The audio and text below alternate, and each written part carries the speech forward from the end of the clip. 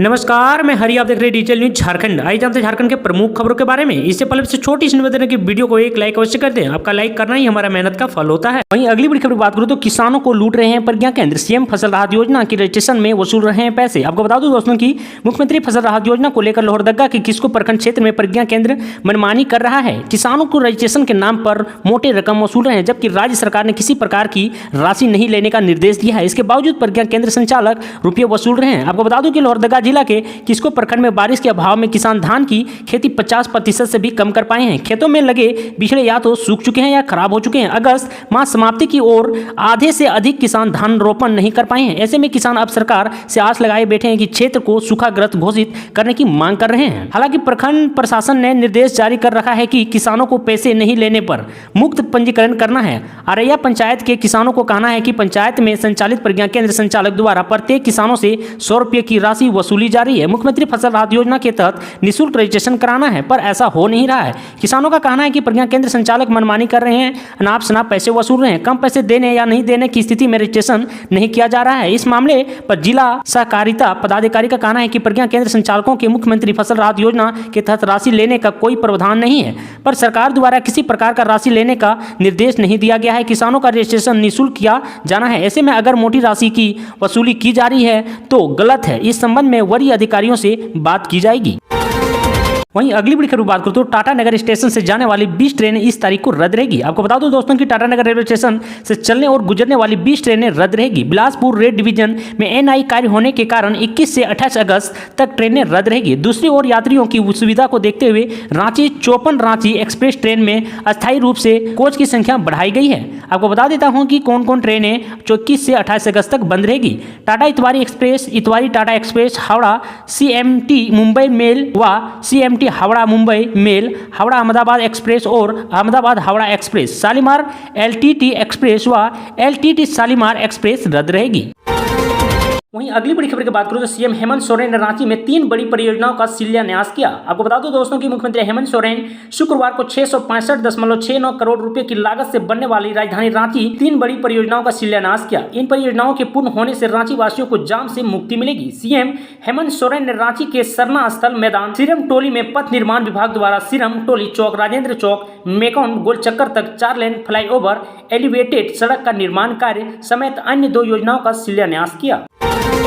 अगली बड़ी खबर की बात करूं तो दोस्तों श्री कृष्ण जन्माष्टमी इस बार शुक्रवार को लक्ष्मी योग व ध्रुव योग में एक साथ मनाई जाएगी। ज्योतिषाचार्य पंडित मार्कंडेय दुबे के अनुसार श्री कृष्ण जन्माष्टमी का व्रत भाद्रपद मास में कृष्ण पक्ष की अष्टमी तिथि को भगवान श्री कृष्ण का जन्मोत्सव धूमधाम से मनाया जाता है। ऐसे पौराणिक मान्यता है कि भाद्रपद मास में कृष्ण पक्ष की मध्य रात्रि में अष्टमी तिथि रोहिणी नक्षत्र में वृषभ राशि में चंद्रमा व वृषभ लगन में भगवान श्री कृष्ण का मथुरा में कंस के कारागार में अवतार हुआ था। इसी कारण प्रत्येक वर्ष इस दिन सभी लोग जन्माष्टमी का व्रत करते हैं। आप सभी को जन्माष्टमी की ढेर सारी शुभकामनाएं। वहीं अगली बड़ी खबर की बात करूं तो निशिकांत दुबे बोल रहे हैं बरहेट दुमका में होगा उपचुनाव, इस्तीफे विकल्प दे ही दीजिए। आपको बता दूं कि हेमंत सोरेन की विधायकी खत्म हो जाएगी, मुख्यमंत्री पद से उन्हें इस्तीफा देना पड़ेगा। इन दोनों प्रश्नों का उत्तर चुनाव आयोग के फैसले के बाद स्वयं मिल जाएगा। हाँ, इतना जरूर है कि झामुमो और कांग्रेस सरकार के भविष्य को लेकर पूरी तरह अलर्ट मोड में है। दोनों दलों के विधायक की साझा बैठक शनिवार को होने जा रही है। मुख्यमंत्री हेमंत सोरेन इन विधायकों से संवाद करेंगे। इन संवाद से भी झारखंड की सियासी तस्वीरें कुछ अधिक साफ हो जाएगी।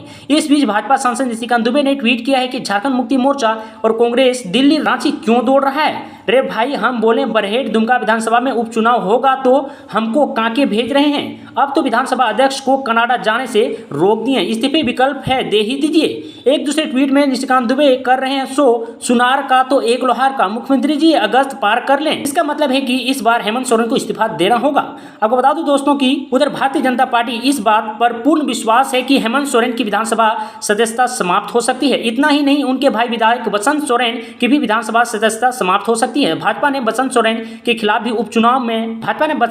खिलाफ भी चुनाव आयोग में शिकायत कर रखी है। उसकी भी सुनवाई चल रही है। पहले हेमंत सोरेन के संबंध में फैसला आएगा, इसके बाद बसंत सोरेन के बारे में भारतीय जनता पार्टी के सांसद निशिकांत दुबे की भविष्यवाणी सही साबित होती ही रही है। इस बार देखना है कि दिलचस्प होगा कि बरहेट और दुमका में विधानसभा चुनाव होता है या नहीं। संसद का इस इशारा भी साफ है कि हेमंत सोरेन अगस्त तक मेहमान है। खैर, सांसद के दावे जो भी हो, यह सब कुछ चुनाव आयोग के फैसले पर निर्भर करता है।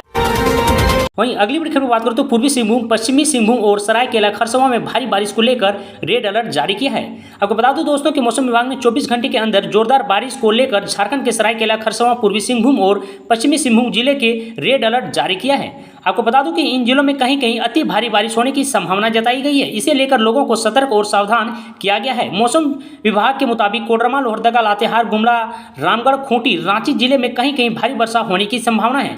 आपको बता दूं दोस्तों कि मौसम वैज्ञानिक अभिषेक आनंद ने बताया है कि बंगाल की खाड़ी में लो प्रेशर एरिया की डीप डिप्रेशन में तब्दील होने से मानसून अधिक सक्रिय हुआ है। इसी कारण झारखंड के कई जिलों में आज यानी 19 अगस्त को भारी तबाही मचा सकती है। यहाँ कई जगहों पर भारी से अति भारी बारिश होने की संभावना है। इसे लेकर रेड अलर्ट जारी किया गया है। लोगों को इसे लेकर सतर्क रहने की जरूरत है। आपको बता दूं कि मौसम केंद्र के मुताबिक पूर्वी सिंहभूम, पश्चिमी सिंहभूम, सिमडेगा, सरायकेला खरसावां, देवघर, धनबाद, दुमका, गिरिडीह, गोड्डा, जामताड़ा, पाकुड़, साहिबगंज में कहीं कहीं 45 से 40 किलोमीटर की गति से हवा चल सकती है। अन्य भागों में 30 से 50 किलोमीटर की रफ्तार से हवा चलने की संभावना है। कई जगहों पर गर्जन के साथ वज्रपात होने की भी आशंका है।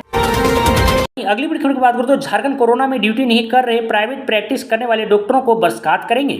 आपको बता दूं दोस्तों कि गढ़वा के प्राथमिक स्वच्छता केंद्र रंका में पदस्थापित डॉक्टर अशोक कुमार के ऊपर सिर्फ आवेदन देकर लंबे समय तक छुट्टी पर रहने तथा कोरोना काल में ड्यूटी नहीं कर सदर अस्पताल से महज आधा किलोमीटर की दूरी पर प्राइवेट नर्सिंग होम में प्राइवेट प्रैक्टिस करने का आरोप है। जाँच में इनकी पुष्टि भी हुई है। डॉक्टर अशोक ने उपाध्यक्ष को सिर्फ आवेदन देकर लंबे समय तक छुट्टी पर चले गए, जबकि उपाध्यक्ष ने कोरोना का हवाला देते हुए अर्जी खारिज कर दी है। वहीं गिरिडीह के प्राथमिक स्वच्छता केंद्र देवरी में पदस्थापित डॉक्टर रजनी रूपम के ऊपर भी कर्तव्य स्थल से अनुपस्थित रहने का आरोप है।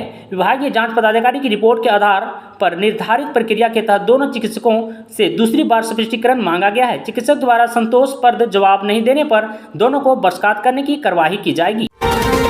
वहीं अगली बड़ी खबर की बात करूं तो शिक्षा मंत्री ने एक बड़ा फैसला लिया है। अब 3 नहीं केवल 1 सरकारी विद्यालय को मिलेगी सीबीएसई की मान्यता।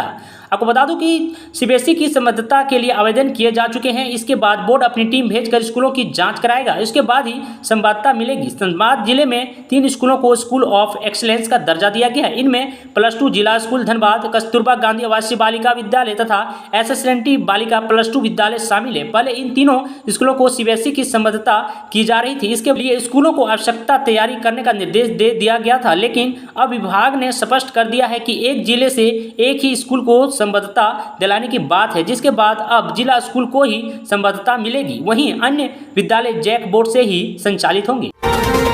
वहीं अगली बड़ी खबर की बात करें तो पॉलिटेक्निक परीक्षा में सफल होने वाले छात्र कर रहे हैं काउंसलिंग का इंतजार।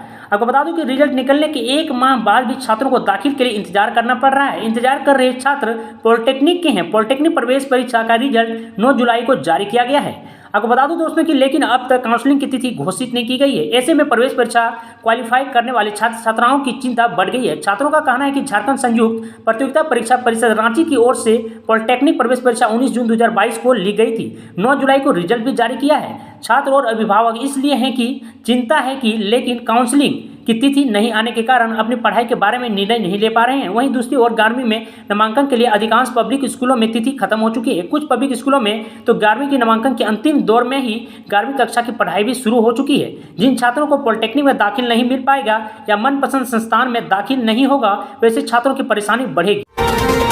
वहीं अगली बड़ी खबर की बात करें तो झारखंड में इस साल मानसून से हुई कम वर्षा से धान उत्पादन पर गंभीर असर पड़ने की संभावना है। राज्य के जिलों में सामान्य से करीब 50% कम वर्षा हुई है। ऐसे में झारखंड से सियासी में सुखाड़ को लेकर बहस होने लगी है। भाजपा ने हेमंत सरकार को किसानों को लेकर निर्दयी बता रहे हैं। वहीं कांग्रेस राज्य सरकार का बचाव करते हुए किसानों को राहत देने के लिए तत्पर होने की बात कर रही है। तो वहीं राहत पैकेज के लिए जितनी बड़ी राशि की जरूरत होगी वह केंद्र सरकार की सहायता के बिना संभव नहीं है। हमारे राष्ट्रीय नेताओं को भी झारखंड के किसानों की स्थिति की जानकारी है। वहां भी सुखाड़ प्रभावित किसानों को तुरंत सहायता के लिए कहा गया है। मुख्यमंत्री हेमंत सोरेन स्वयं सूखे की स्थिति पर नजर रखे हुए हैं। उन्होंने इसके लिए नीति आयोग की बैठक में सहायता राशि की मांग भी की है। इस मामले पर राजनीतिक छोड़कर सबको मिलकर राहत उपायों के लिए संसाधन जुटाने पर लगना चाहिए। ऐसे ही झारखंड की तमाम बड़ी खबरों को जानने के लिए चैनल को लाइक एंड सब्सक्राइब अवश्य कर लें। आज के लिए इतना ही। जय हिंद, जय भारत, धन्यवाद।